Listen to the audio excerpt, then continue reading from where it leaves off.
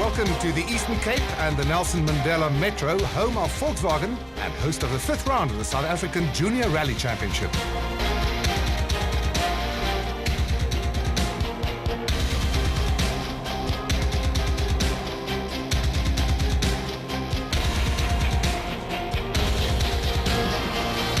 The 5th round of the South African Junior Rally Championship is proudly brought to you by Volkswagen. The Volkswagen Rally started off in dramatic fashion for some of the top runners in the S2000 class, with roles in the first 2 stages for Leroy Poulter, Charles Wilken and Japie van der Kerk. Fortunately, with no serious injury to any of the crews. At the sharp end, Mark Grenier took the early lead, chased by Johnny Gemmel and Harken Fecken. On the inside, right by. The Volkswagen crew suffered a broken wheel, however, dropping them to the back of the field. Enzo Kuhn took up the challenge for Volkswagen, finishing 3rd behind Gemmel, with Grenier taking his 2nd consecutive victory of the season. Volkswagen Motorsport is based in a state-of-the-art facility in Uitenhage, where their race and rally cars are not only designed and built, but also taken apart and serviced after every event. Let's take a tour. Many things happen here after a rally. We firstly check the system when the car comes back. At the back end of the workshop, there's a wheel alignment bay where we inspect everything and make sure that the car is on spec what we send it away with, and sort of administer what happened on the event. And then after that, we take the car and have a complete cleanup and then strip it down to the bare body shell.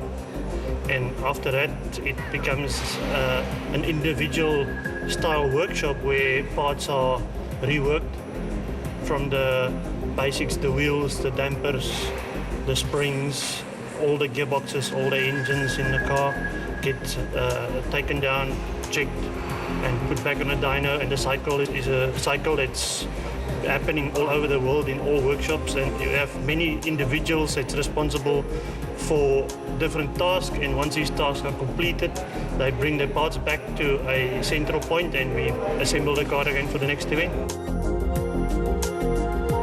The design office is very much the key element to make sure that all the parts that's going to go into a car is correct and they fit 100% correctly, and this is the heart of making sure that you can repeat work after you've designed something and make it the same for the next car that has to be built.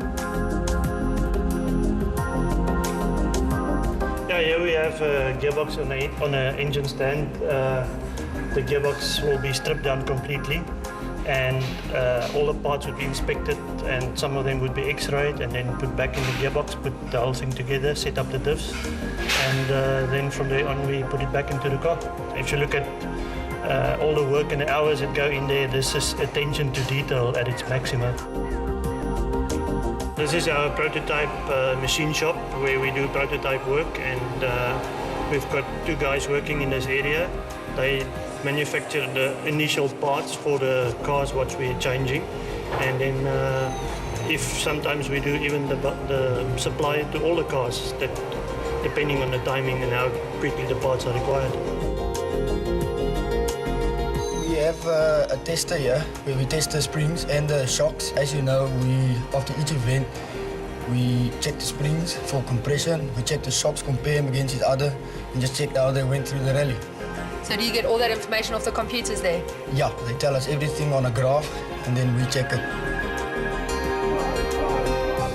Yeah, on the dyno we basically simulate the load conditions under which the engine will operate in a race car, and then we can adjust the engine management system for the correct fuel and timing for that specific engine RPM and load position that we require. These engines run very much on the limit. So all the power that we create, we need to get the fuel, the right correct amount of fuel and timing at the right time. Otherwise, the engine will just destroy itself. We constantly developing, see if we can find the edge over the competitors. We look at all the attention to detail and the work that the guys in the engine room have done. We come here, we test it, we see if it's right before it goes to every car, make sure that the engines are on the specification that we require for the race. So what is it like to work in a stable of champions? It's quite awesome to work with an ex-champion, and also we're going for the championship. So a winning combination, for me it is special, but we're going for wins now. One of the secrets of success is a close working relationship between technical staff and rally crew. Now, how important is a good working relationship between the driver and his chief mechanic? I think it's very important. Sometimes decisions need to be made, so you need to understand each other very well. It's important on the event especially. It's important for the technical staff to inform the driver of any changes and improvements made since the last event.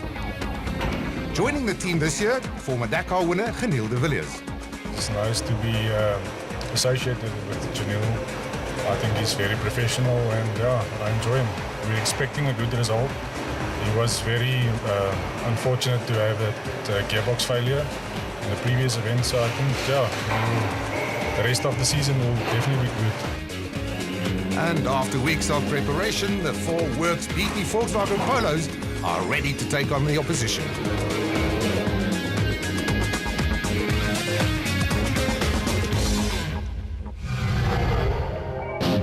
After 3 consecutive inline events, the South African Junior Rally Championship moves to the Eastern Cape for the first of 3 consecutive coastal events.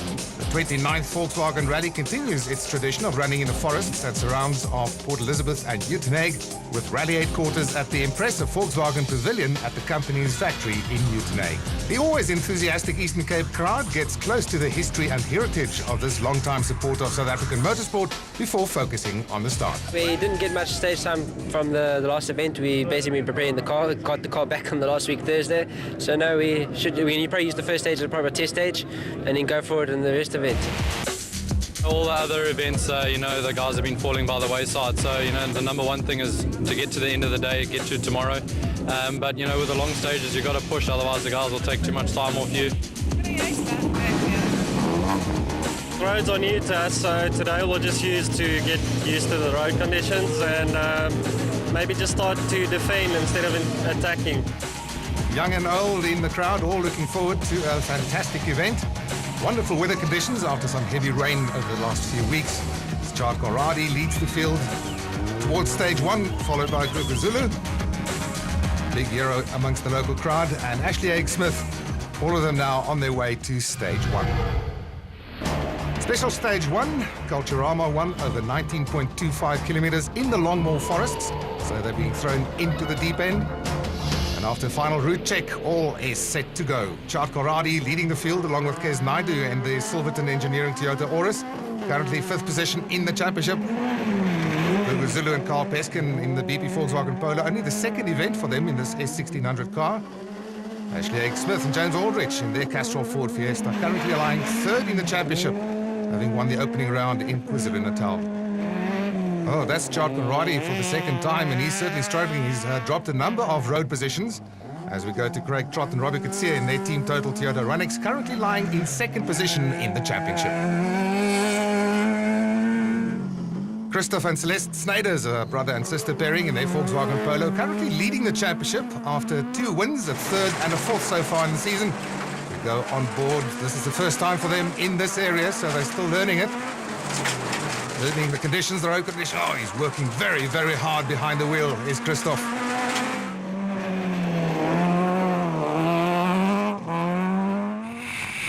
On board with local lad, Mona Janssen van Rensburg, along with Rikus Fourie in their GC Diesel Volkswagen Polo. Highly rated, this young man, and they're looking for a good result on their home ground. They haven't scored points so far this season, but looking strong. Guy Bottrell and Skalk van Heerden in their Yato Tools Toyota Runnix, currently lying in 4th position in the championship, and they had their first victory of the season in Class S1600 the previous round. Father and son pairing, Chris and Frans de Wit in their Toyota Corolla, and Stefanie Botha and Angela Shields now in their Team Total Toyota Runnix. Also no score for them yet so far this season. First of the S1400, the BP Volkswagen Viva of Megan Verlaak and Loreen Duplessis, currently lying in 2nd position in their class after 2 class wins so far this season. Oh, there's a problem. Come to a stop there. And yeah, they've got a puncture, so they've got to replace that wheel, and it's going to cost them about 5 minutes in the process. Henk Latergan and Pierre Jordan in their 1400 Q8 Oils Volkswagen Polo, leading class S1400 in the championship at the moment. That's a huge understeer moment into the banking. I suspect there's some damage to that car. This is not a good start for the very impressive pairing. They've had some solid results so far this season. And coming to a stop, and I suspect that's the end of their rally. Ian Young now, along with Henry Dearlove in their 1400 Toyota Yaris, also looking to score their first points of the season. Paul Hendrik Franken and Uwe Pay in their 1600cc Toyota Corolla from the Western Cape. And this is Ross Bartle along with Stacey Allen in their 1400cc Volkswagen Golf. So despite not being familiar with the conditions, Snyder's takes the stage victory ahead of Haig Smith. Margin now 6.7 seconds between the two of them. The first opportunity to do some servicing and look back at stage one. The stage was going well, and then we had some fuel starvation problems, and we stopped in the stage. We lost a lot of time. We carried on again, it went well, and then we pulled off because Ashley caught us. The last stage was a bit rough, so we broke boots on the CV, so we're just changing precaution, and then basically just going through a nut and bolt checking the shocks. I think I might damage the shock, but otherwise, no, it was good. The roads are quite slippy. It's more slippy than I expected. So I think we'll just use the next two stages to get a bit more confidence. On to stage two now, Kingsview 1, that's the longest on the rally, just over 34 kilometers of dirt, and a real challenge to all the crews. Already out, unfortunately, Gugu Zulu with engine problems, and we saw Henk Latergan retire. This is Conradi, now 12th after those problems with his fuel in special stage one. I'm not sure that they've resolved those problems yet. Ashley Haig Smith in second position by that margin of 6.7 seconds. As we go on board with them, and there is the stricken Leroy Poulter. And Ashley would set the fastest time of the stage at this point. Craig Trott lying in fifth position after stage one. And he's trying to push very hard now, and he would go second fastest behind Haig Smith. Snyder's leading after stage one. Looking like they're reveling in these conditions. We go on board, and he would go second fastest after Haig Smith by about 7 seconds at the end of the stage. Morne Jansen van Rensburg currently lying in third position. He's from the Eastern Cape, and in fact he's a 2009 Eastern Cape regional champion. As we go on board, and he has got his foot absolutely down. He would go fastest by more than 5 seconds in this stage. Guy Bottrell, can he better the time? He's currently in fourth position, but no, he goes 4.5 seconds slower than Jansen van Rensburg. Chris de Wit now in seventh position. Stefanie Botha just ahead of them in sixth place after stage one. Young leading his 1400 after stage one. So Jansen van Rensburg goes fastest in stage two, and he now leads Haig Smith by 0.7 of a second with Snyder's in third. The stage was pretty awesome. It was flowing, the car turns like on a Nikki. It's just powerful. Every time you change a gear up, it just goes forward and forward and forward. It's like brilliant. From the last few nationals till now, my confidence went just up, up and up. So we'll try and check what the car does at the end of the day. Stage 3, Singdam 1 is a repeat of stage 1, but in the opposite direction. 19.2 kilometers of dirt ahead of us. Another serious challenge as we go to Haig Smith looking backwards from his car. It's an interesting view. We haven't had that before. Currently lying in second position overall by that margin of 0.7 of a second. And he would set the benchmark time. Trott in fifth position after stage 2. But he would lose a lot of time, giving away about 16 seconds. Now we go on board with Snyder's in third position after stage 2, but just 1/10 of a second behind Haig Smith as we go past the stricken car of Henk Latergan. And they would go fastest by 1.2 seconds in this stage. On board with the impressive Morne Jansen van Rensburg, currently leading overall. Small margin, but he's still there. He's a previous class winner in Class A5, and in fact he finished second in Class A5 last year. And he would go even faster by 1.2 seconds. Guy Bottrell now, circuit racing man, doing very well in rallying this year, currently lying in fourth position after stage 2. Chris de Wit now making a comeback. He's a multiple class winner in classes N2, N3 and A7. As we go to Stefanie Botha. Very impressive 6th overall at this point. Megan Verlaak, the second car in Class S 1400 after those tyre problems in stage 1, but making up time. Ian Young leading that class still. Paul Franken in his first season in national rallying. and coming to grips with the conditions. Van Rensburg takes that stage by a margin of 1.2 seconds over Snyders, who now moves up into second place behind Van Rensburg by 2 seconds. Stage 4 now. It's a super special, Winterhoek A, 2.68 kilometers of tar, and this is where two cars go head-to-head next to each other to see who sets the fastest time. First up, it's Snyders versus Trott, and the crowd should be given a good spectacle as these two compete very, very hard against each other. Nice around the hairpin there for Christoph Snyders. Quite tricky with these front-wheel drive cars because they tend to understeer a lot. Difficult to get... Oh! That was a hard hit against the curb. And the replay shows that that left rear wheel is not even turning. So serious damage there, and he will lose a lot of time in the process. Can't be easy to drive like this. So Trott takes that one by a huge margin. Now, Bottrell on the left-hand side of your screen versus Janse van Rensburg. This should be interesting. Guy Bottrell, of course, with his circuit racing background, should do well on tar. Janse van Rensburg has been very impressive so far on his home ground. Oh, and that's why I say it's difficult, because you can get bogged down so easily if you can't get the momentum to carry you around it using the handbrake turning the hairpins.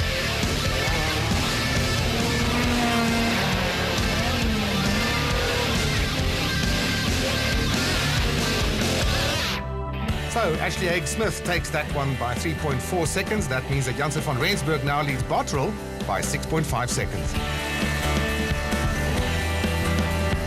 At the end of day one, Ashley Haig-Smith has a 19.8 seconds margin over Guy Bottrell. Morna Janse van Rensburg down in third, but still in the battle. Down in sixth place after losing a lot of time in stages 4 and 5, Christoph Snyders, with Ian Young still leading S1400. Day 2 of the Volkswagen Rally, stage 6. That's the PE Oval 1, the first running of this stage. 10.25 kilometers of dirt, very wet and slippery conditions. Ashley Haig-Smith as the overnight leader, leading the field. Just look at that. It is absolutely amazing, all that mud and the conditions that they have to deal with. Leading by almost 20 seconds at the moment. Guy Bottrell and Van Heerden in the Yato Tools Toyota Runnix. And followed by Janse van Rensburg and Fourie in the GC Diesel Volkswagen Polo, third at the moment by a margin of 38.5 seconds. Trott and Kutsia in the team total Toyota Runnix, looking at improving on their fourth position. Stage 7 now is a repeat of yesterday's stage 1, Culturama 2, over 19.25 kilometers of dirt. And Ashley Haig-Smith leading now by 23.7 seconds. It's a manageable margin. Guy Bottrell is in second position overall. He'd like to close that gap now, but unfortunately for him, he goes 5 seconds slower on the stage. Janse van Rensburg in third position, and he sets the fastest time in the stage. Craig Trott in fourth place. Chris de Wit after stage 6, he's in sixth position, and Paul Franken in seventh place. Ian Young still leading Class S 1400 by more than 2 minutes at this point, but he's being caught by Megan Verlaak. Stefanie Botha in a very impressive fifth position overall, and here is Megan Verlaak, and she takes an impressive 1 minute 43 seconds off class leader Ian Young. Snyders now in 10th position overall after his disaster in stage 4 and 5 yesterday. And as we go on board, it looks like it's the end of the road for them. He's definitely slowing down. Sorry guys, we're without petrol in stage 7. Rally's over. Tough luck there for them. Morna Janse van Rensburg takes this stage by only 7/10 of a second. Haig-Smith now leads Bottrell by 28 seconds. The first servicing of the day, and it's a good thing because the monster 34-kilometer stage is ahead. I'm going as hard as I can go. I'm on the limit of the car with the broken shock. And the guys are just a little bit quicker than me every stage, about 5 or 6 seconds. So I just got to maintain and just try and get the car to the end. Got a flat wheel in the rim, turned and hit the shock and broke the shock, so we had a really not so good stage there, and I'm just, this game's so hard. One stage you're leading, one stage you're out completely, Stage 8 now, repeat of yesterday's stage 2. It's Kingsview 2 over 34.29 kilometers. And once again they face this huge challenge. It's quiet in the forest, but not for long. Oh, Ashley Haig-Smith, that must have been a frightening accident. Certainly the car must have rolled over to get that tree stump in through the windshield. They must be lucky to get away with it. The car slowing down. That could be a problem for Guy Bottrell, who is likely to take over the lead, but he's going to catch them, and the dust could be a problem for them. Guy Bottrell looking very solid. Janse van Rensburg up into second position now after Haig Smith's problems. Interestingly, he's a diesel fuel injection apprentice, and that's Haig Smith parked next to the road, so clearly they are out of the event. Craig Trott up into third position now, and he would set the second fastest time behind Bottrell, 9.4 seconds slower. Father and son, Chris and France de Wit from KwaZulu-Natal. Interestingly, France won the regional clubman's class last year as a driver. Paul Franken staying on the road. He's a first-year quantity surveying student. Stefani Buerta still in a very strong fifth position overall. On board now with Ian Young leading the S1400 class, being chased very hard by Megan Verlaak. Oh, I thought he was going to that corner too fast, and that's the result. And Megan Verlaak now likely to be the only remaining car in S1400.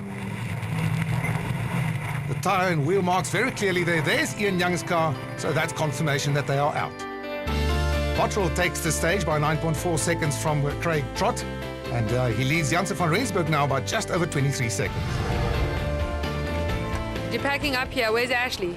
Well, I believe it's about 5k from the end. We're not too sure what happened. We believe it's a broken shock absorber, and that means it's a drive shaft broke as well. That's my understanding. Morne, this engine mount seems to be a problem for you now. Yeah, I was struggling with gears the whole time because the engine is lying skew. So we were struggling with fifth and second the whole time. But we were pushing hard on that. We came past Ashley and then they're all right. So we'll see the next 3 stages what's going on. When I caught Ashley, I had a brake problem. One of my brake pipes burst at the back, so I only had front brakes. And I thought I was in the bush because Morne was pretty close behind me. And I believe Morne also had a problem, so I think I've inherited the lead. For the last stage, I had 30 seconds to catch on Ian Young, and I sort of spoke to him a little bit before the stage, and it seemed to have worked. He rolled out, so I've taken the lead, so I'm leading my class. Back to the PE Oval for the second running of this stage today, 10.25 kilometers of dirt and mud. Guy Bottrell now leads by 52 seconds after he won the previous stage, stage 9, so he can manage that gap and is well on his way to his second consecutive victory. Janse van Rensburg currently in second position. Interestingly, his grandfather used to organize this event in years gone by. As we go on board with him, oh dear, he's slowing down. I wonder if those broken engine mountings have something to do with this. I'm pretty sure. And he's out of the rally. Craig Trott coming into the stage in third position overall, so obviously he will now move up into second place, and he will be very happy with that. Chris de Wit in fourth position, now up to third position. And interestingly, he's a model train enthusiast. Paul Franken moves up to fourth position. He would be very happy with that. And in his spare time, he does some kite surfing. Megan Verlaak, as we said, the only remaining car in Class S1400, on her way to her third class victory of the season. Bottrell once again takes that stage, extends his lead over Trott by 4 seconds, bringing it to a very healthy 1 minute 37.9. The final stage at Kings Beach, a very, very popular stage every year. Huge enthusiastic crowd, great atmosphere.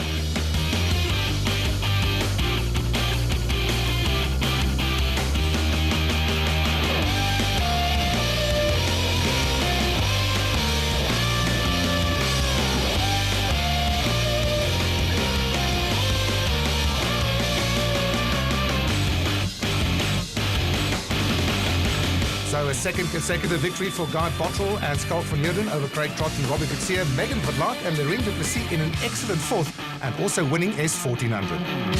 It was an awesome result. We had a tough day. Even on the last stage, I had a broken diff, so I just had to take it easy. But, I brought the car home and, we were the quickest to the end of the line, so we won the day. I'm very excited. At least it gives me a chance to be leading the class, so I am very happy. Drivers' Championship, Craig Trott now goes to the top. 11 points ahead of Christoph Sneyders, with Guy Bottrell moving into third. The Co-Drivers' Championship, Robbie Kutsia has the same margin over Celeste Sneyders.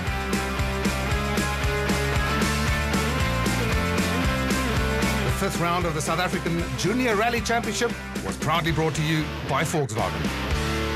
What can we expect from the next round in Knysna? Well, very much the same sort of thing. It's also forest roads. We're going to use stages in and around George and Knysna, Sedgefield being the middle point for service and that sort of thing. So it'll be quite a lot similar to this. I doubt we'll have as many lovely little special stages as what we had at the end here. Knysna is a new area. It hasn't been run for almost 20 years, so it's going to be difficult to find that sort of stage allowed by the municipalities and that sort of thing, because they don't know the sport. So it's a new area, new thing we're going to try and see if we can get it going. It's also going to be day one George, starting at the Garden Route Mall, moving with, as I said, Sedgefield as a middle point for service. And then obviously finishing Knysna side, Simola is one of the points we're trying to use as a headquarters there. So we're going to run probably a variety of 4 or 5 stages, but it might be loops as it was at the PE Rally.